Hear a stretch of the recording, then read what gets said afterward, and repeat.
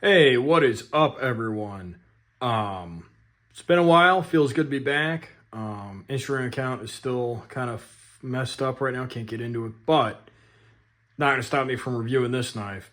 This is something I've been waiting for forever. Actually, like I don't know, probably 3 years at this point. If you're going back to a rough definition, and that rough definition being a good Heibel. Heibel has made a lot of knives. The CNC machining is there, the quality is there, everything's there. Not great flippers most of the time. The Valor, his first model, owned one of those. If it wasn't on bearings, that was the only issue that knife had. Probably a little big for most people, but man, was it fun. Then you had the Sapient. Sapient looked really cool, had real like pencil-like handles. Not exactly a winner of knives. Then we had the Menace. And the Menace was the exact opposite of the Sapient. Just complete like block handles. It was really big. It had this huge groove down like the middle of it. And it would just like suck you into it. It kind of felt a little off. If you owned one or flipped one, you probably know what I mean. And then this is his probably last model, the Invictus. And he hit it right on the head with this one. I mean, oh, so good. So good. It's a shame that it's probably going to be his last model.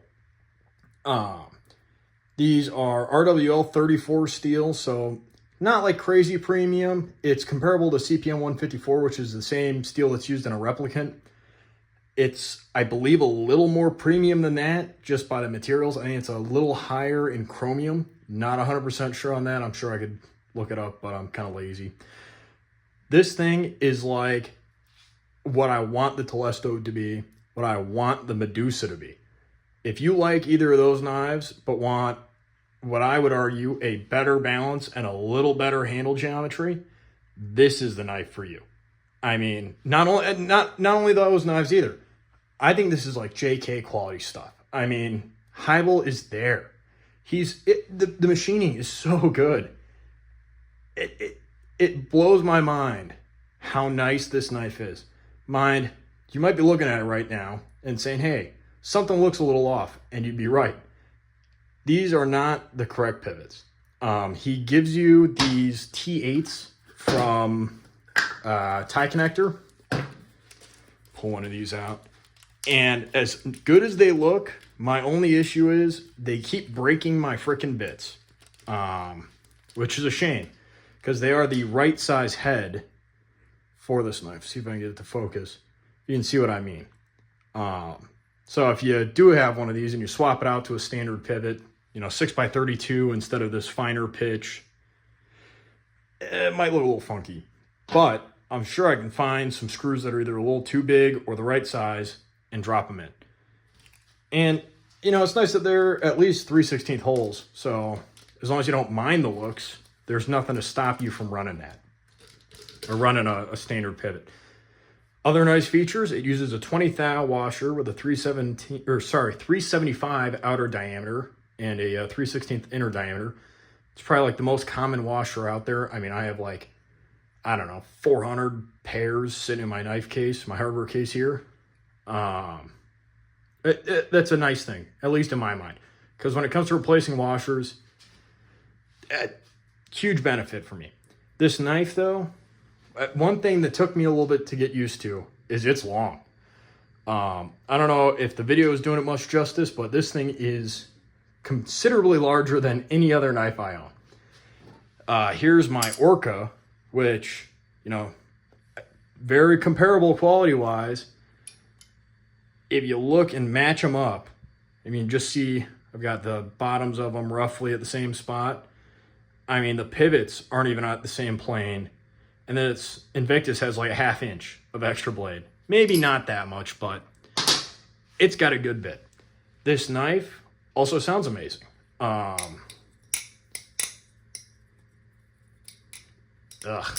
Really hard to flip. I have like a 2 foot, maybe, vertical space here.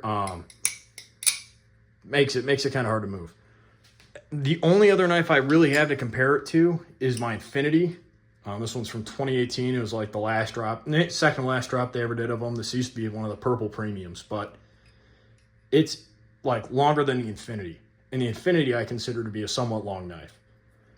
The handles on this, looking to the bottom of them, they're kind of on the smaller side compared to a lot of other knives, especially like my new standard that I really like are the handles I make.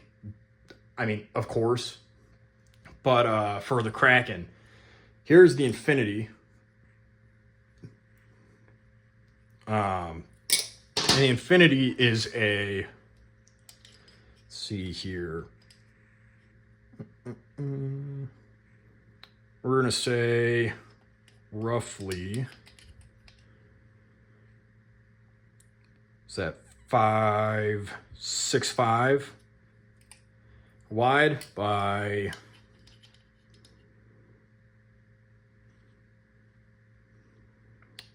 say 4'6" high, compared to the Invictus, which is, let's see what my calipers spit out here, a 5'3" by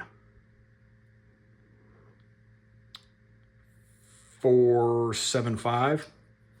So a little smaller handle, especially you compare it to like the Orca for geometry.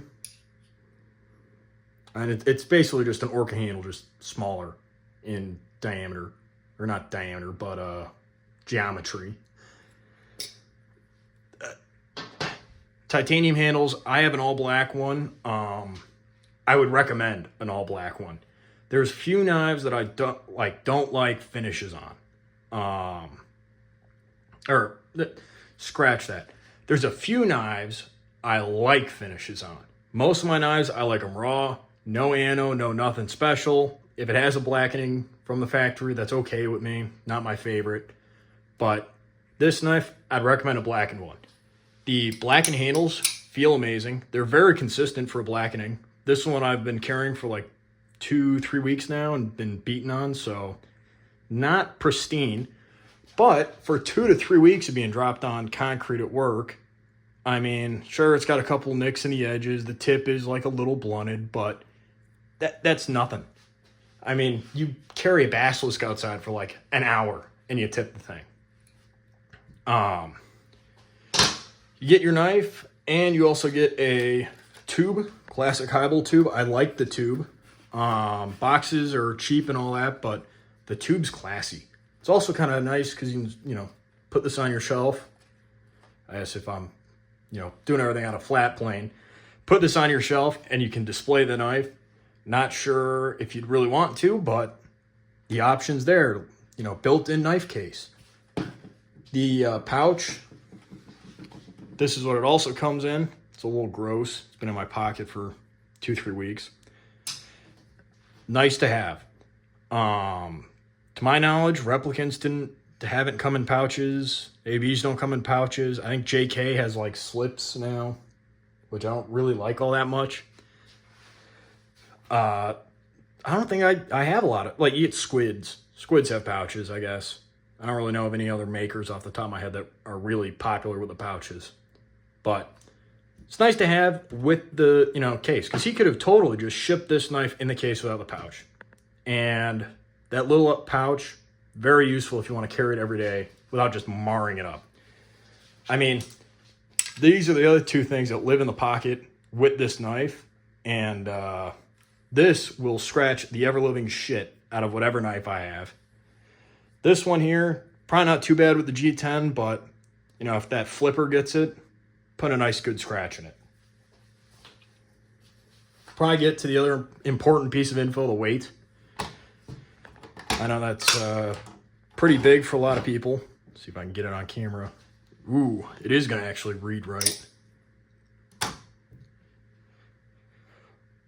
There you go, 4.450.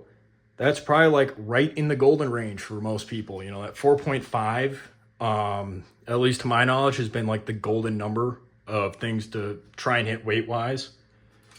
The Orca comes in at 4.54. My Infinity's probably a little heavier than that. Lighter, 4.31. But that 4.5 area is normally where most people want to be. And This knife is in that area. Oops. I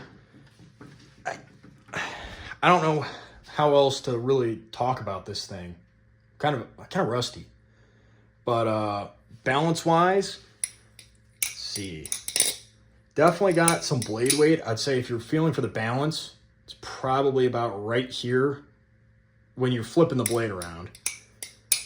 Other than that, I'd say it's still slightly handle biased, but not by much. Pretty like neutral. If you're looking for like the balance point when it's open on the handles, it's probably like right up in here. I mean, it's pretty high up in there. It's not super like, oh wow, you can feel it on the ass of the handle or anything like that. I mean, it's a good flipping knife. It's a damn good knife. And it's I keep saying it, but it's a shame it took Heibel this long to make a knife like this. I don't know if I have anything else to add on this here. Other than, if you see one, you should pick it up. I don't think they're in print anymore, at least to my knowledge. And he doesn't have any on his site anymore. I wouldn't pay like, I think I paid $545, $550 for mine. For that price, I'd say it's worth it. Now, would I spend $700 on it? Nope. Would I spend $300 on it? I'd buy as many as I could get for $300. I've seen them secondhand for $450-ish. So, save $100 going that way. Not that you really can go any other way. I wouldn't buy one from Arizona Custom. I think they still have a few, but it's like, I want to say $680 or $6 something, or maybe high fives. I don't think they're worth high fives. $550 is honestly where I'd want to see this knife. And from Heibel, that's what he was selling them for. So, good deal on my end. Yeah, it's nice to be back. I've got another video on a knife that no one's seen in forever. There's only 6 of these, and it's a damn shame there aren't more. But that's a different video. In summary, go out and buy one of these. They're gas. If you have any questions, leave them down in the comments. I know Heibel's page, if you Google Heibel Invictus, should end up on it, has like all of the specs you could ever want. I mean, all the geometry. It's like he almost gave you the instructions to making one. So I'd recommend, if you want like super, super fine details, go in there. Probably didn't mention it. Uses a standard bushing. If you ever need one tuned, 250 with the 316 inner diameter. Blade is roughly 135 thou thick maybe. So should be doable for tuning. A little thicker than a rep blade, but not by much. Yeah, go and buy one. If you can find it. Thanks for watching. See you guys some other time.